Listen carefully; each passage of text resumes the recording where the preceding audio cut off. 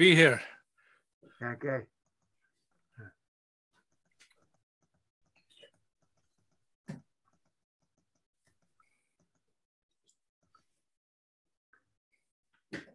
Today's Rutgers Experimental Mathematics Seminar speaker is the one and only Don E.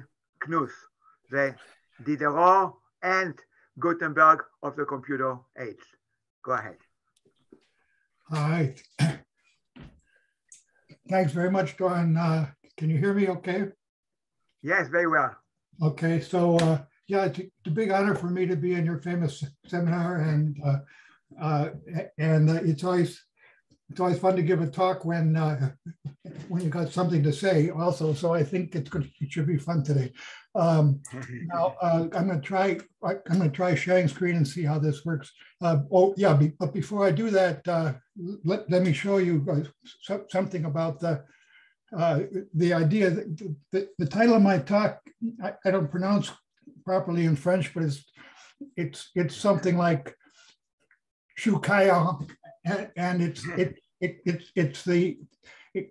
named for a game that is very similar to thousands of games that have been played for maybe thousands of years, and mostly associated with Africa. They're called Mancala games, and in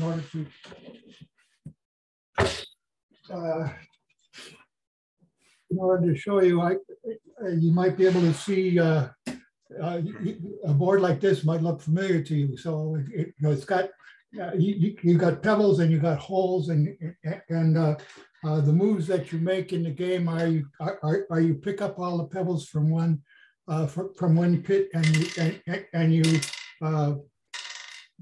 place them one at a time going around. Okay, so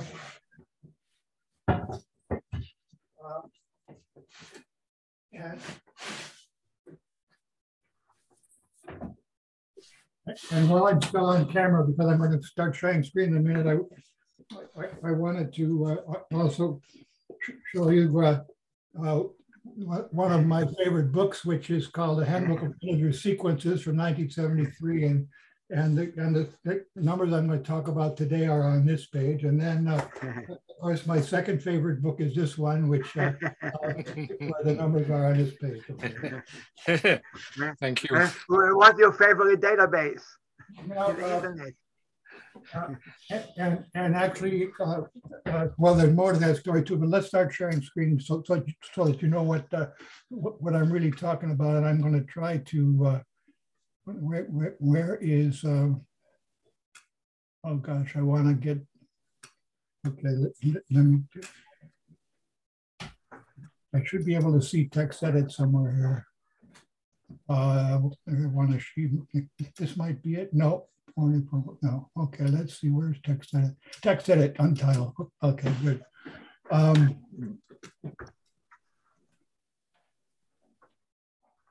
Okay, can you see that? Yeah. Tchoukaillon, okay. How does it look like? There you go. Oh, okay. Yeah. So it's one of these Mancala games, or you know, Awari, different name. I enjoyed playing with this very early in my life. I don't know how old I was, but this is a version that's arranged as a solitaire game for one player, and you have a certain number of pebbles that's given, and you have to first make a distribution in it, and I'm going to say that, for example, 8 pebbles, and I'm going to use this distribution 4, 2, 2, 0. And then I'm considering that there are 5 pits where the rightmost pit is empty at the beginning. And I'm supposed to get all 8 pebbles into that rightmost pit. And the rule is very simple. Can you see my cursor? Yes. Okay, so this is pit 0, 1, 2, 3, 4. and so if the number of the pit equals the number of pebbles, then I'm allowed to pick it up. So I can pick up these two pebbles and I can move them to the right, for example. All right.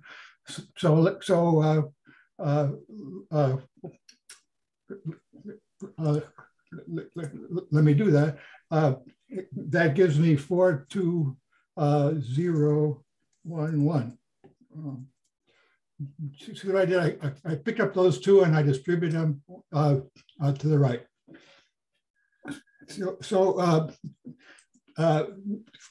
Another legal move now is the 4. I could take those and I could distribute those. So that would give me 0, 3, 1, 2, 2. But that would be a very bad move because notice that pit 1 here has 2 pebbles in it.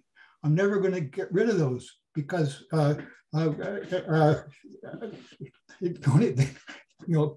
pits.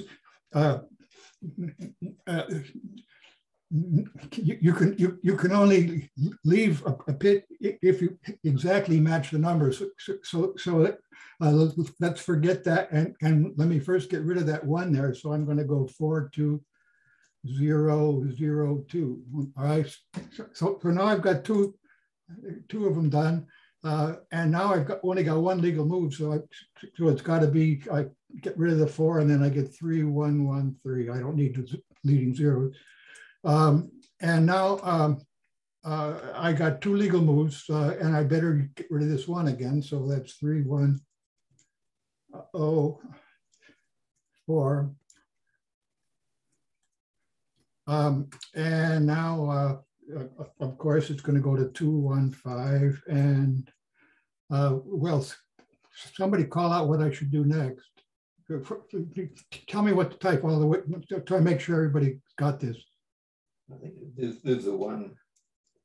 206, 206, good, yeah. Next. Done. 17. 1, 7. Okay, now I'll do this myself. Okay, so that's the idea of the solitaire, and let's go now and figure out what it would be for 9. Well, I guess one thing I can point out though is that from any position there's at most 1 move. You couldn't have 2 possible moves from a place because hi Peter, because if P2 equals 2 and P4 equals 4. I don't dare move the 4 first because then P2 won't be 2 anymore. So I always have to move as far to the right as is legal. So I have at most 1 move at every state. All right. Now that means then that there's really no strategy for me to do it except for putting down the first things. So what would be something that would how could I get 9 pebbles to start this whole thing out? I don't see my cursor. Why am I not getting a cursor up there? I see it. Can somebody tell me what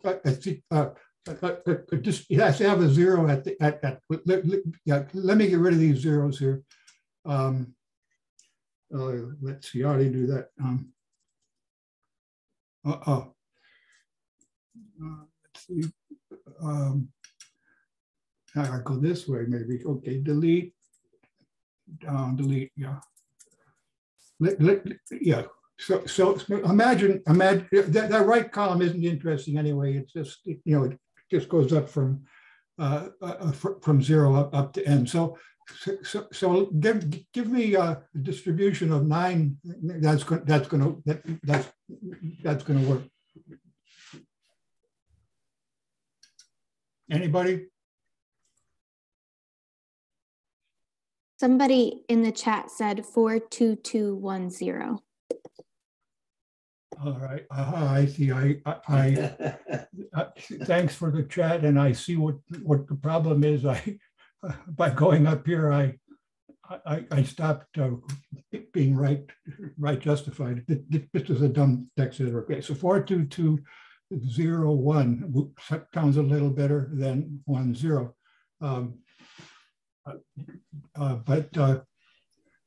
But it was basically a pretty good idea. But with 10, I would wait a minute. What I see. They were absolutely right. It's that I'm wrong here because I didn't delete this guy. Okay, so yeah. So the correct starting point here is indeed 4221. That would do it. Okay. Well, let's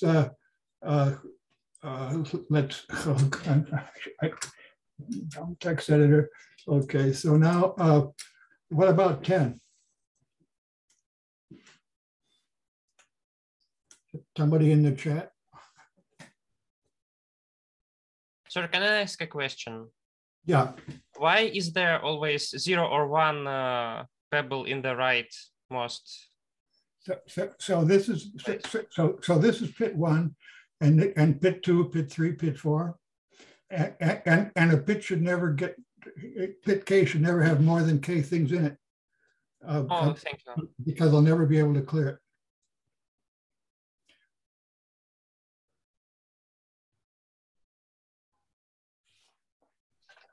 So can anybody figure out a winner for 10? And well, I'll give you 10 seconds.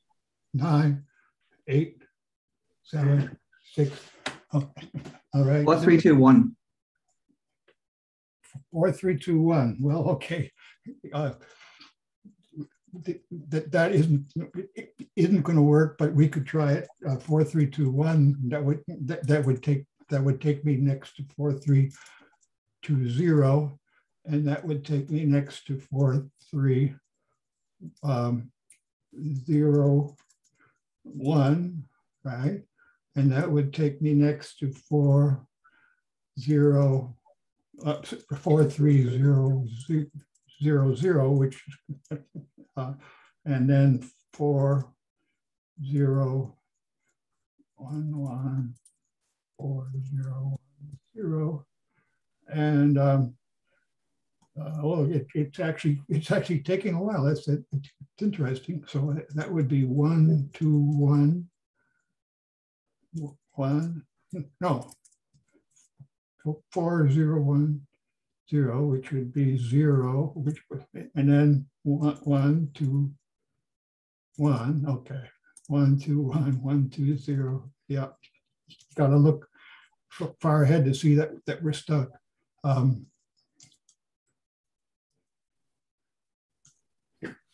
And now we're stuck. Okay, so yeah, it's interesting that we're going to be able to prove actually that there's exactly one solution.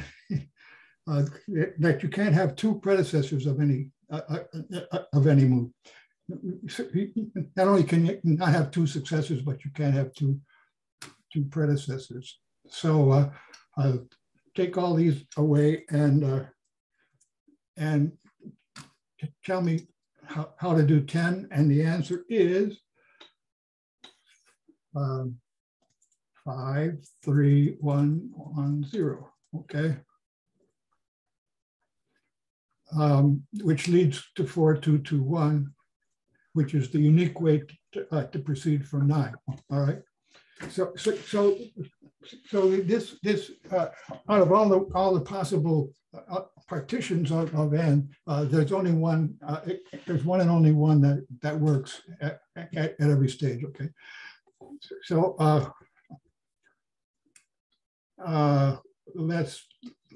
did I do that right? Then I got 4, 2, 2, 1. Yeah. Okay. So now I'm going to stop sharing screen and go to some better slides where I don't have to use this text editor anymore. So now start share, and I want to get to Acrobat Reader.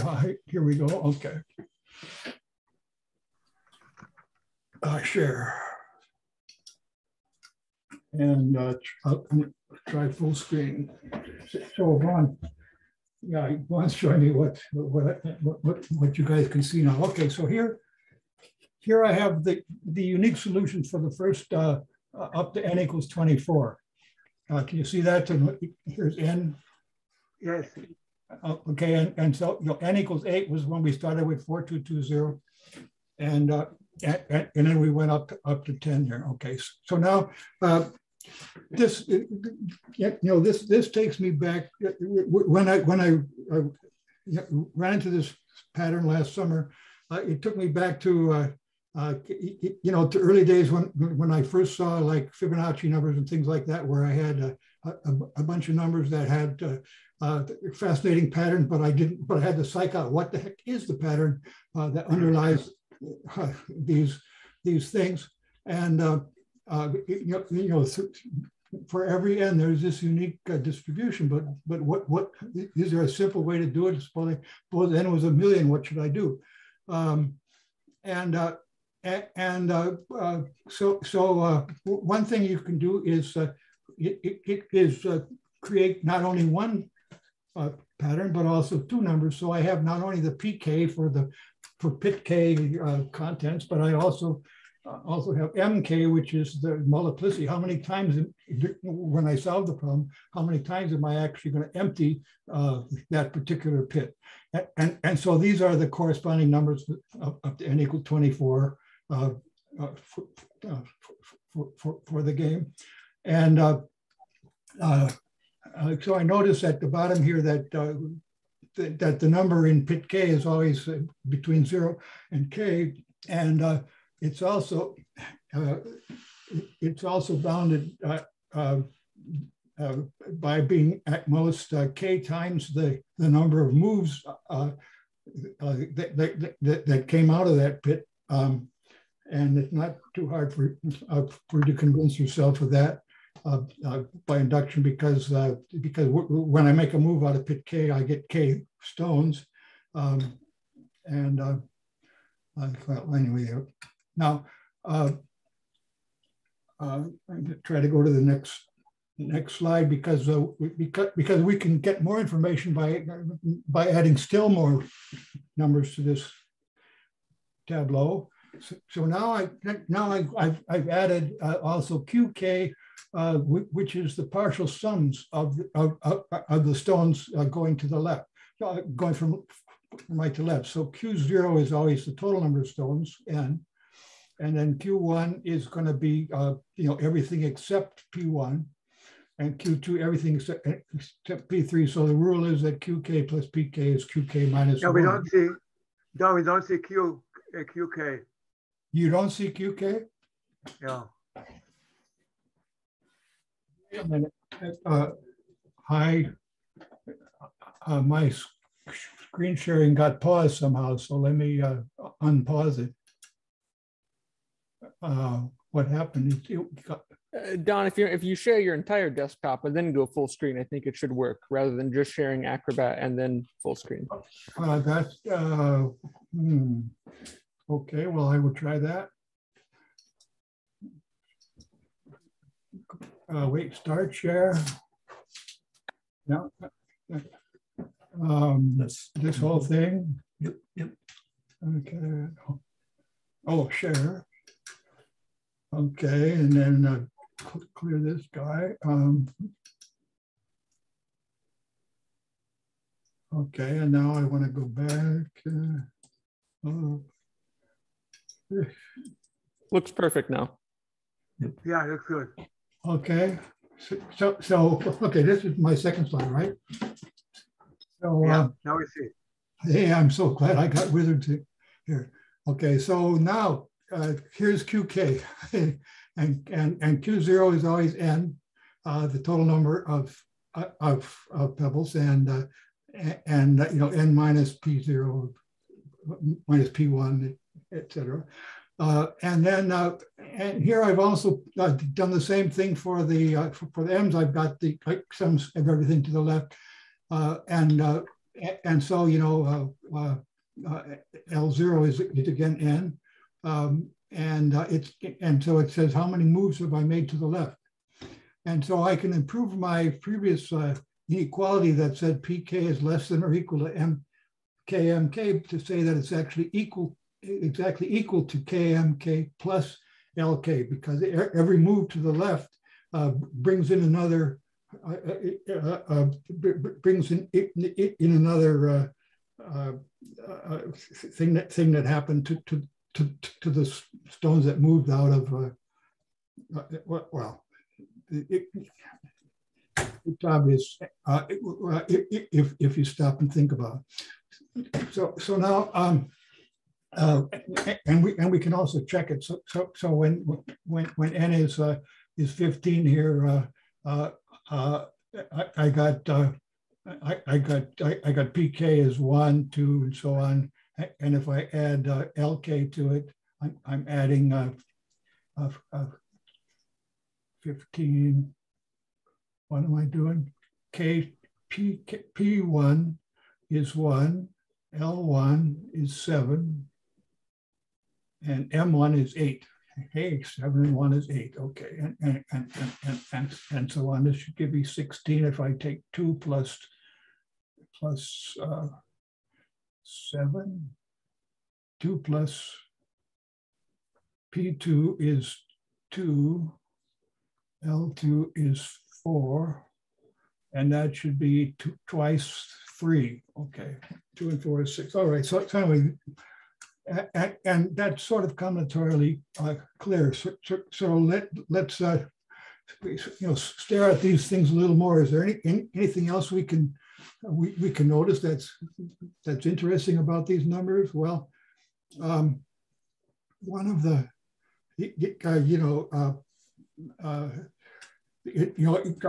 our goal is to try to find some order in this thing and figure out what we can about it.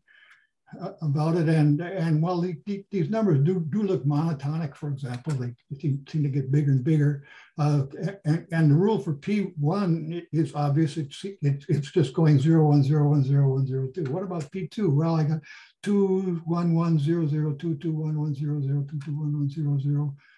That seems to be periodic as well. What about here? 3, 3, 2, 2, 2. Well, there's something going on there. If I look at the Qs, there's a pretty remarkable thing. That is, Q1 is always an even number. Q2 is always a multiple of 3.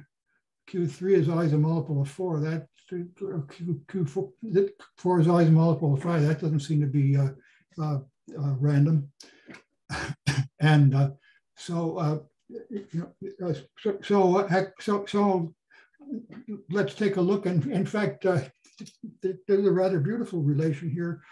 QK is not only a multiple of K plus 1, it's actually K plus 1 times L sub K. So Q3 it goes up here 4, 8, 12, 16, and L3 goes up 1, 2, 3, 4, exactly the same pattern. So we're getting somewhere, and then if we combine the fact that the Q's are partial sums of the P's, and Q is the QK has a quotient of LK when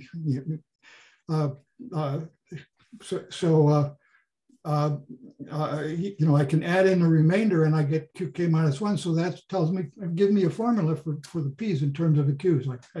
I can take, I got P from looking at the Q to its right and dividing by M plus 1. And if you notice also that there's some peculiar things happening in the P table. Notice how it goes 8, 6, 4, 2, 8, 6, 4, 2, and then down here it's 7, 5, 3, 1, and 6, 4, 2. It seems like it likes to have sequences of stones of pebbles that are going down by 2 in some ways. And when you combine this rule with with the rule for m's, you actually get this nice connection that says the difference between two consecutive pit counts it can be found in terms of the m's, and so if the two m's are equal, in particular, if the m's are both 1, then it's going to go down by 2. So here we see we have a bunch of 1s in the M array. That corresponds to these things where we were seeing the 8, 6, 4, 2, and 7, 5, 3, 1, and so on. Okay, so we make a little progress, that way, and now. And by looking at it a little bit more, not with a 10-second deadline, but it turns out that we can actually psych out a rule that gets us directly from n and allows us to calculate all the L's because LK is a function only of the number LK minus 1 directly on its right, and so given n, I can actually work out all everything to the left, and that is very nice. Now I haven't proved this stuff rigorously, but it is actually very, once we notice these patterns and we got enough induction hypotheses, then we can prove induction makes everything go through, and so here's a summary of sort of the key facts that we got so far, and that is L0 is the total number of pebbles. Then I have a formula that didn't get typeset the way I wanted it, that gets moves to the left in the L's, and then from that I can get the Q, and then I can get the P. So here's an example. Say we have 83 pebbles. Well, I work it out here, and I'm not. I'll get you started. So that tells me that L0 is 83, Q0 is 1 times 83, and P1 then take that mod 2. So now we take half of 83 and round down, so we get 41. And so twice 41 is 82, and we take that mod 3 and we get P2. And we go on and on and on and on. And in this particular case, 15 of those, finally we find P16 is equal to 16. And here's the unique way to win at Tchoukaillon solitaire with 83 pebbles. 16, 14, 12, 10. Okay, a question?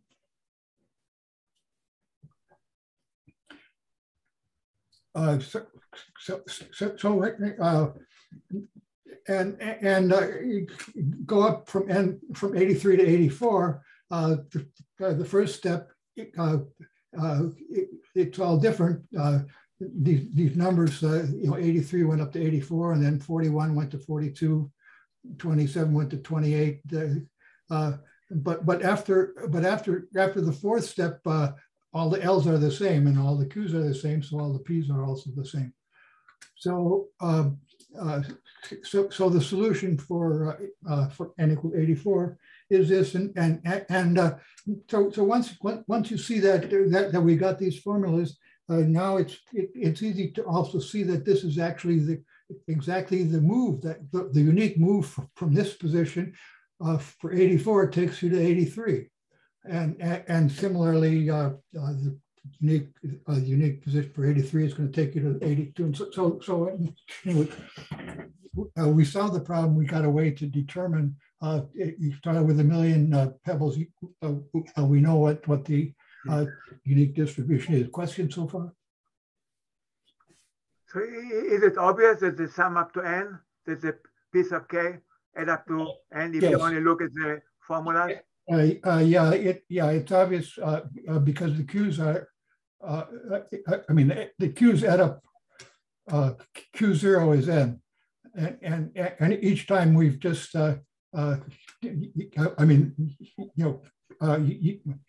the sum of P and Q is, yeah. Yeah, okay, thank you. But good question. Okay, so now I'm glad I have so many people watching from St. Petersburg because I have a notation here. It's the only place so far in the art of computer programming where I'm using Cyrillic but I think this is a nice enough sequence that I'm going to call it Cha-Saben is the fewest pebbles that need pit N in Tchoukaillon solitaire. Okay, and so here's the sequence: Cha-1, Cha-2, Cha-3,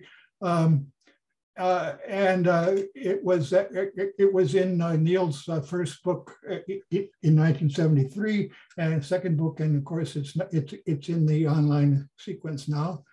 And here's a quote from our friend Neil. My favorite integer sequences, where he mentioned this as one of his 10 top favorites. One of the nicest things about it for me is that there's this beautiful formula for Cha-Saben in terms of taking ceilings of ceilings of ceilings of ceiling. If you go back through what I did for 83 and sort of use the relations between floor brackets and ceiling brackets going backwards from 1 up to 83 instead of down from 83 down to 1, now we get this formula. And so this is why, for example, the n equals n. 34 is the first number of pebbles where I'm going to need n pits. We did 10 pebbles on our first exercise there, and we needed 5 pits for that. Okay. Now the thing that made this Neil's favorite sequence even before the game of Tchoukaillon solitaire was invented is because there was this paper by Ehrlich and Jabotinsky in the 50s where they got the same sequence of numbers in another way, not by Mancala solitaire at all, but by another process I'll show you in a minute, but same sequence of numbers, and lo and behold, it's n squared over pi plus a small correction. So, for example, if n is a million, here's Cha of a million. And if you take a million divide by pi, you get the first 6 digits are the same. So now this asymptotic formula, there's a pretty nice article that gives a proof of it. It's flawed only in one respect, that they thought that they had actually proved big O of n, but when I looked at the proof and wanted to put it in my book, I realized that they had actually dropped the errors accumulated in an unexpected way. So their proof only supports big O of n to the 3/2, but by slightly improving it, you could get it to the sharper form, which Ehrlich and Jabotinsky had already proved. And I just want to mention that I'm not going to go through their proof, but I want to mention that it has a beautiful use a beautiful sequence of fractions, which I wrote here, and of course, this sequence of fraction has a property that if you go from m to n minus 1, you just throw off the first factor, but it has this beautiful property that you add up the first m of them, and you try to take the average and divide by 2, and then you get the next one. So, for example, 1 plus a half plus 3/8 plus 5/16, the first 4 of them, divide by 8, and you get the next one. Anyway, that's key to the proof that brings pi into this in this amazing way. Now, here's how Ehrlich and Jabotinsky got it. Well, I don't have a clock. So we start out with all the integers, and we call this the sieve of Tchoukaillon. And we start out and we choose the first guy, and then we discard every second one after that. So choosing the first guy, I put this one in boldface. Okay. Next step, I choose the second guy, 2. He's boldface now, and then I discard every third one after this. So I discard the 8, the 14, the 20, the 30, 26. Okay. And then I choose 4 and discard every. One take 3 and skip 3 and skip 3 and cross out, and then comes a 6 and 4 and cross out. So we get this sieve, and after a while the things we're crossing out are off to the right, so we can't see them being crossed out. And here are our numbers: 1, 2, 4, 6, 10, 12, 18. How great! 235. What? The time is 235. Oh, okay, great. So now I want to go to the next step, and here's something that's brand new. and so I call these Tchoukaillon arrays. So I use Cha super K or Cha super R or something for the rth order array. And the rth order array has R columns and infinitely many rows. So Cha 1 is just all of the positive integers in a big column going on and on down. Cha 2 is a 2 by infinity, or infinity by 2, and it's got the odd numbers and an even number. But you start on. I wrote down the formal definition here, and these slides are going to be posted on the internet afterwards. But you can see it. You can see it intuitively if you figure out how to get from column 2 to column 1. You see 1, 2, 4. You find 3 numbers that are sort of contiguous, and you put them into a row. So it's 1, 2, 4, 3, 5, 6. And then we start again, 5, 6, 8, 7, 8, 10, 9, 11, 12, all right? So in order to really understand, I guess, go from 5 to 6. So we get 1, 2, 4, 6, 10, 12, then 3, 5, 8, 11, 16, 18, and then 7, 9, 15, 17, 20, 22, 13, 19, 20, 13, 19, 21. What happened? 13, 15, 21, okay, 19, 25, 26, 28, 32, 34. And then the pattern continues again after I've done a 6 by 5 into a 5 by 6. So I break this thing, which has 5 columns, and I take groups of 6 rows, and I reformat those 6 rows into 5 rows and 6 columns. So this gives me Cha arrays with 6 columns, 7 columns, 8 columns, and so on. And it's not too hard to prove by induction that the rows stay, the rows and columns stay monotonically, are always monotonically increasing. And another invariant here is that in each array we have every positive integer exactly once, because I just permuted the integers in a certain way. So and we also have, if I stack Cha 6 on top of Cha 5, it's also monotone in that direction. Every number has stayed the same or gotten bigger. If I consider zeros, if I consider a 0 at the right, anyway, that's what this n greater than j only means that it's not defined when n is too small. If j, if large j doesn't exist. Okay, so these are the Tchoukaillon array. Now, but Don, what's the meaning for the game? Do they have a meaning for playing the game? Or is that motivated by it? Yeah, I'm going to talk about the meaning later, but I'm glad you asked. Yeah. Okay. I mean, this is.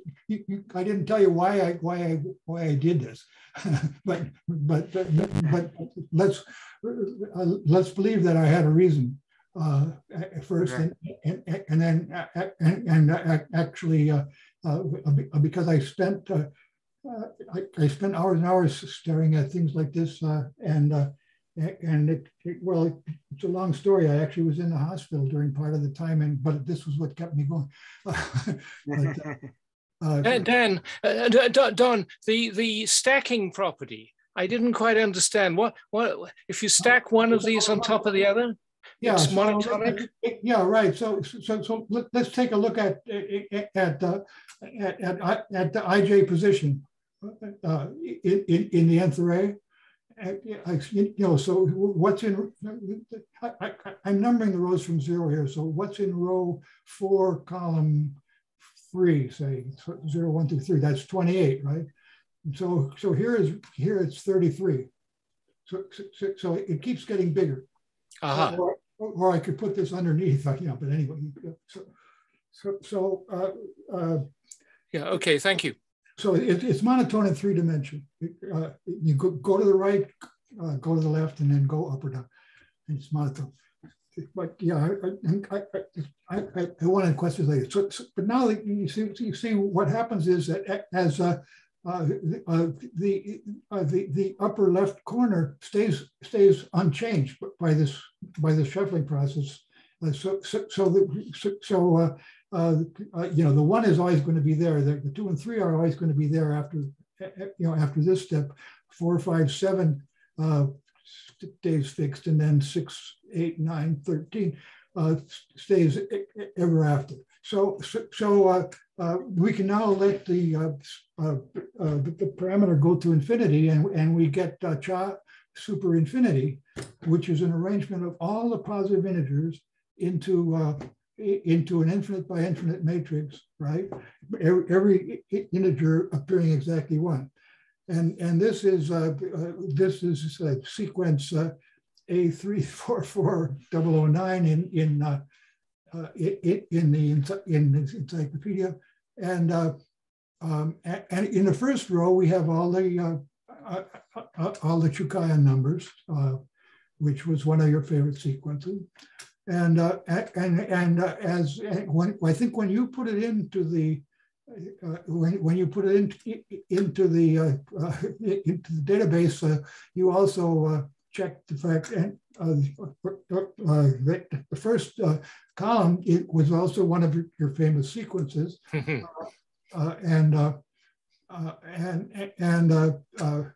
even the second column turned out to be almost in the thing, but the second row here and the third column so far are mysterious.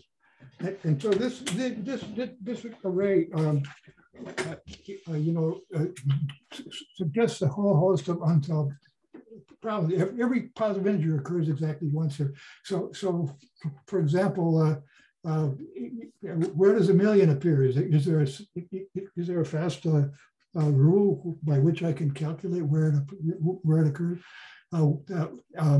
Now, one thing we can notice is that if we look for where we started getting 3-digit numbers, it seems to be pretty much a straight line, dividing the numbers less than 100 from greater than 100. Similarly, less than 1,000 greater than 1,000. This is an infinite matrix on all sides. So we get these right triangles that it suggests that all the numbers up to n are limited by sort of a straight line region. we can look at numbers mod 5 or something. Do you find interesting about all kind of questions are still unsettled. But let me tell you about the first column. So that's another sieve. That's the sieve of Josephus, the famous Josephus problem, and this is also appeared in all three of your sequences from the beginning, and so here we have a sieve that's like the other one, but it's even simpler, and it's it's like the story of Josephus when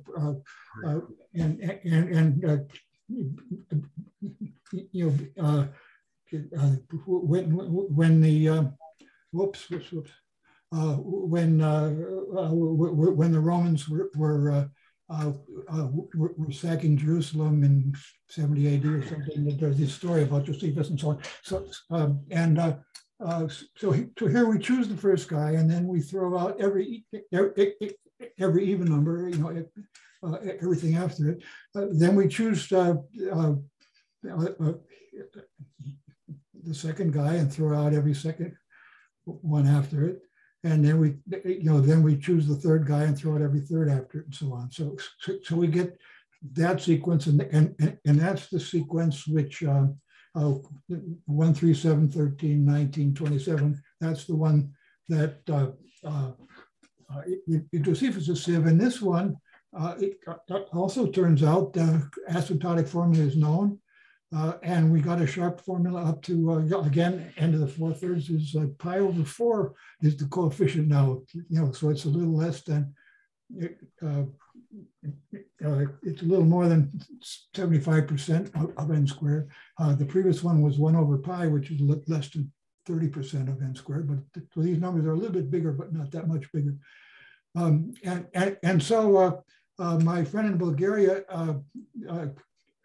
said, well, we know the asymptotic form of the top row, and we know the asymptotic form of the top column, and we suspect that straight lines are separating these things. So let's assume that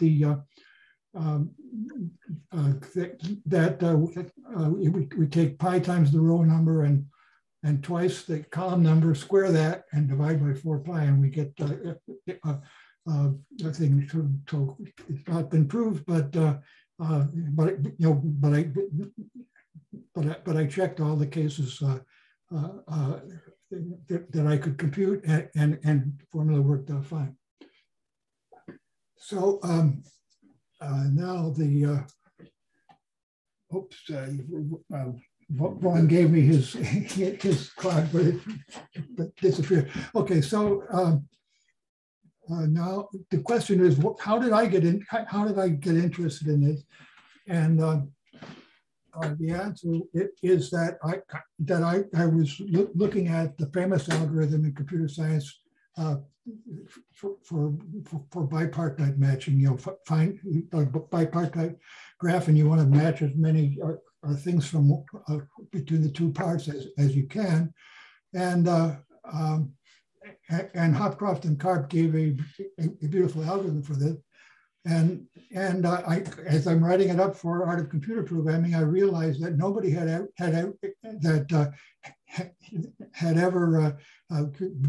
found a bad case for the algorithm. I mean, it's known that the running time is bounded by what is it? The size of the smallest part times the square root of the size of the optimum matching.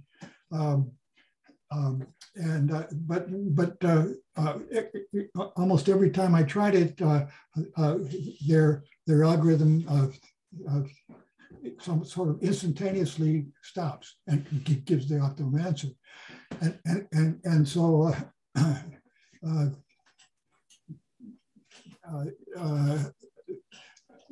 Now,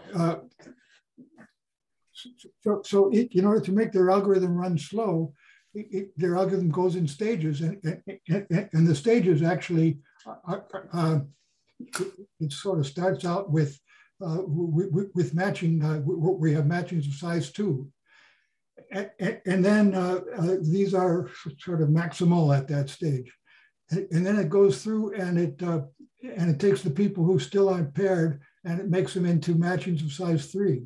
And in order to, and then matching of size 4. And in order to make it run slowly, you have to do some kind of a swap of boys and girls.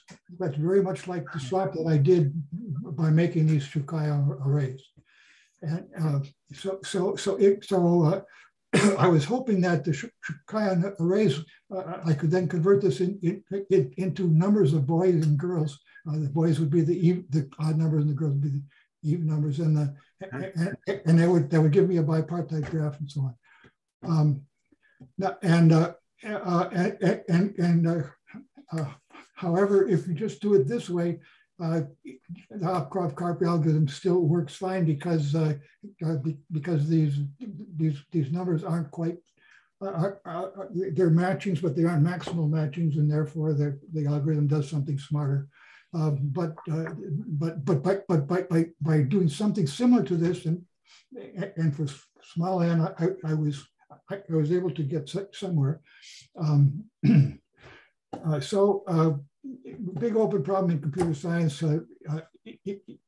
is the Hopcroft Karp algorithm anywhere near its worst case bound, or could it actually be linear? And I'm hoping that that study of this kind of permutations will shed light on that. What is my time limit? You said 48 minutes? Yeah, time is up for the official part. So let's thank Ekdon. Please unmute yourself. Okay.